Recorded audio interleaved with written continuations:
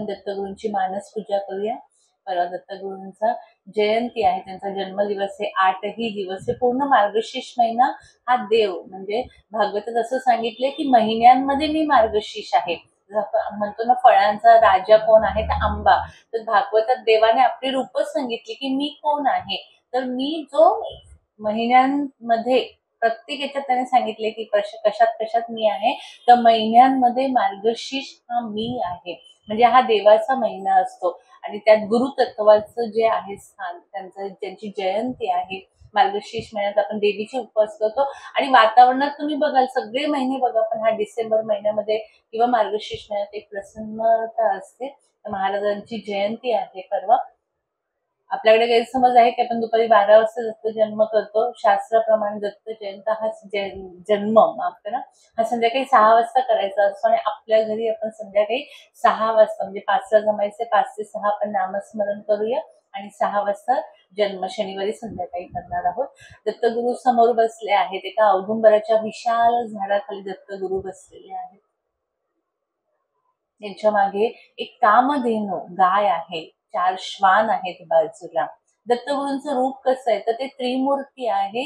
6 हात त्यांची जी कांती आहे अतिशय तेजस्वी आणि त्यांचे डोळे बंद आहेत। तुम्ही कुठल्याही देवांचे फोटो बघितले तर त्यांचे डोळे कधी उघडे नसतात, डोळे बंद असतात, कारण ते ध्यानाला बसले असतात। त्यांना बाहेर बघण्यामध्ये बघा, मी गेले आपण जसं संपर्कात आलोय, डोळे बंद करा डोळे बंद करा का सांगतो, बाहेर तर आपण नेहमीच बघतोय, पण आता आपल्याला आतमध्ये बघायचंय।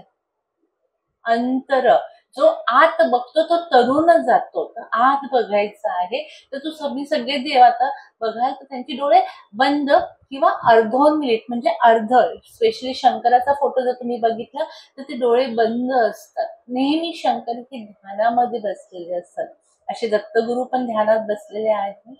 त्यांच्या चरणांवर आधी हात फिरवायचा आहे आणि त्यांच्या मस्तकी ती धूळ आहे ती आपल्या मस्तकी लावायची। त्यांना प्रार्थना करायची की दत्तगुरु मी तुमच्या चरणांची पूजा करत आहे। 2 चरण आहे, त्या 2 चरणांचा अर्थ शिवशक्ती, म्हणजे प्रत्येक स्त्रीमध्ये प्रत्येक पुरुषामध्ये 2 आपल्याला चरण असतात। एका बाजूला शिव आणि एका बाजूला शक्तीची ताकद असते, तर त्या स्वरूपात बघायचं आहे।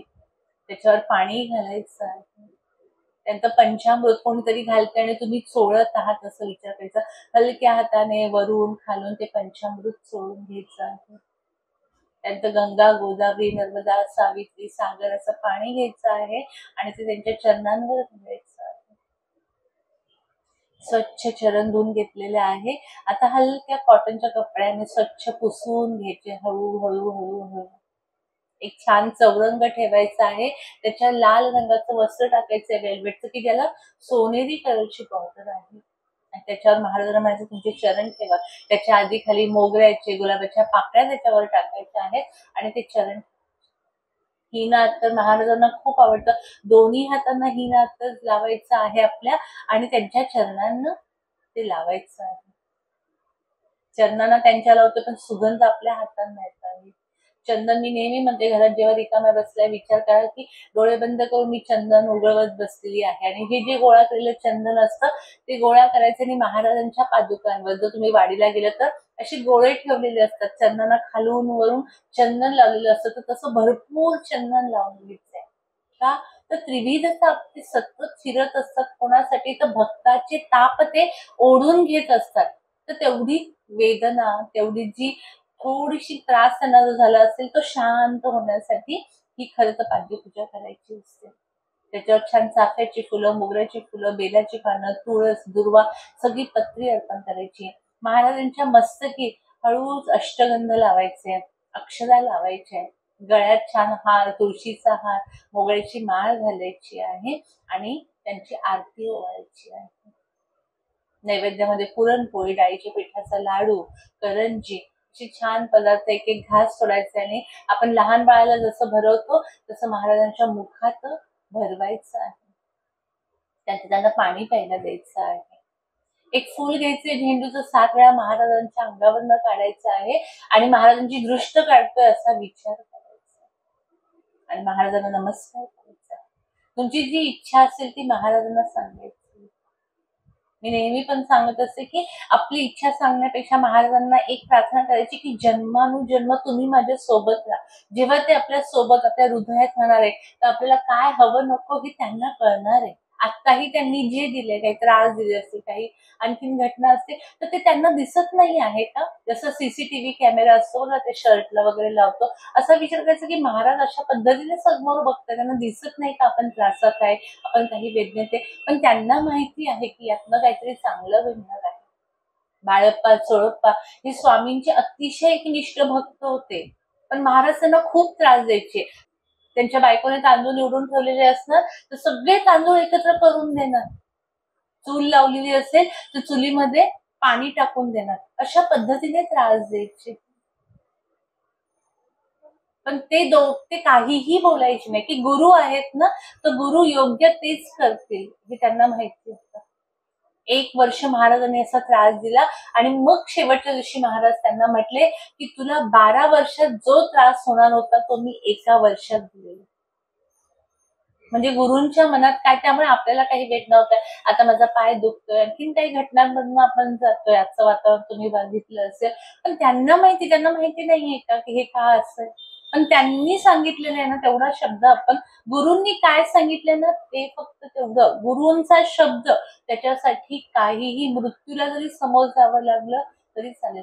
भावतर बाबाजींचा फोटो तुम्ही जेव्हा डोळे उघडाल तेव्हा मी तुम्हाला दाखवेनच. डोळे आत्ता उघडले तरी चालतील. आपली पूजा झालेली मानस पूजा.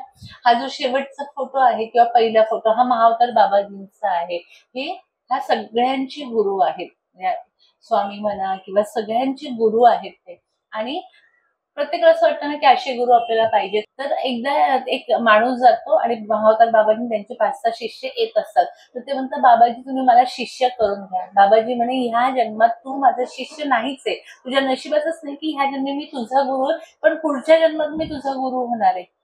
हा शब्द त्याने ऐकला, तो हिमालय डोंगरावर उभा होता, सरळ त्याने खाली उडी मारून दिली. खाली उडी मारली, त्याच्या शरीराचे तुकडे तुकडे झाले. महाअवतार बाबाजींनी खाली शिष्यांना पाठवलं, त्याचे सगळे तुकडे गोळा करून आणायला सांगितले. त्यांनी अशा कपड्यामध्ये त्याचे हात, पाय, डोकं सगळं गोळा करून आणलं, रक्ताने भरलेलं होतं. त्याच्या अंगावर पाणी टाकलं, तो जिवंत झाला. तो म्हणे, आता माझा हा दुसरा जन्म आहे. तुम्ही ह्या जन्मात मला सांगितलं तो गुरु नाही मिळणार, मी आत्मा म्हणजे तो जन्म त्यागलाय. आता तुम्ही माझे ही गुरु ह्या लेवलला परीक्षा घेता. आणि आपण थोडंसं पैशाचं कसलं पण संकट, साधा गॅस जरी संपला तरी म्हणतो, बापरे माझ्याच नशिबात असं असं पाणी येणार नाही झालं. किती छोट्या छोट्या गोष्टीने ना, आणि आपल्यासाठी आपले गुरु काय करत असतात. खरे बरे खरे गुरु म्हणजे खरंच ज्याला अध्यात्माची हे लागली, त्याचं फक्त नुसतं फेऱ्या मारतोय ना इकडून तिकडून, तशा फेऱ्या मारणं नाही. खरं अध्यात्म हे अध्यात्म, आणि जे खरं अध्यात्म आहे खूप मोठी दरी. ज्याला हे कळलं त्याला हे गुरु मिळाले. अशा दत्त गुरूंचा परवा जयंती आहे. तर प्रत्येक गुरुभक्तासाठी मी नेहमी म्हणते की दिवाळीपेक्षाही आपल्याला दत्त जयंती, गुरु पौर्णिमा आली की आपल्या मनामध्ये आपोआप एक वेगळ्या अशा उकळ्या म्हणतो ना, प्रेमाचा आनंद असतो. तर संध्याकाळी 14 तारखेला आपण 6 वाजता, म्हणजे मलाही थोडंसं माहिती होतं, पण ह्यावेळेस जास्त वाचन केल्यावर लक्षात आलं की दत्तगुरूंचा जन्म रामाचा दुपारी 12 वाजता, कृष्णाचा रात्री 12 वाजता, आणि दत्तगुरूंचा हा संध्याकाळी 6 वाजता जन्म आहे. तर इतके दिवस आपण साधारणतः 12, 12:30 वाजून 52 मिनिटांनी तो जन्म साजरा करत होतो. पण यावेळेस आपण संध्याकाळी करणार आहोत. काही नाही, नामस्मरण करणार आहे, फुलं टाकणार आहे. पण तेव्हा एक एनर्जी असते, महाराजांचा फेरा असतो.